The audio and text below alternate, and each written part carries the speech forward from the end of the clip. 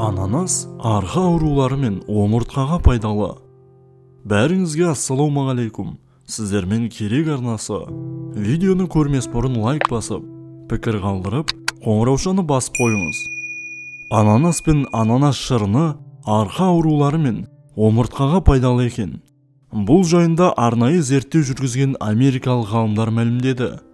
Мамандар зерттеу бойынша ананас құрамындағы бромелайн ферменті мол болады екен. Ал арқа ауруы мен омыртқадағы дерттер үшін адамдар бромелайн дәрісін пайдаланады. Ғалымдар дәрі ішкеннен гөрі ананасты көбірек тұтынған пайдалы деген тоқтамға келген.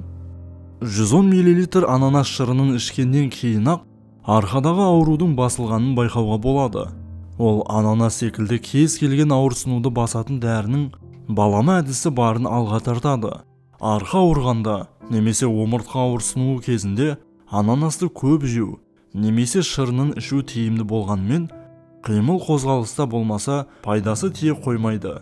Ғалымдар мұндай кезде көбірек қимыл қозғалыста болуға кеңес береді. Қозғалыста болу қан айналымды жақсартып, омыртқаның қалпына келуіне айтарлықтай көмегін тигізеді.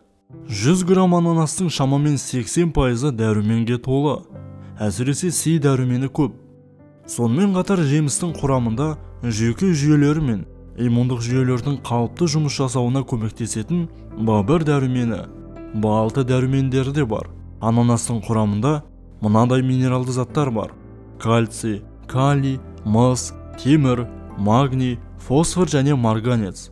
Ананастың 100 граммында 50 килокалория бар. Оның құрамында май болғанымен, асқорыту жұмысын жақсартатын жоғары мөлшерде жасұнық бар. Құрметті көрермендер, ал сіздер ананасты ем ретінде қолданасыздар ма? Төменде міндетті түрде жаза кетіңіздер. Видео ұнаса бағалап кетуді ұмытпаңыз. Денсаулығыңыз мықты болсын.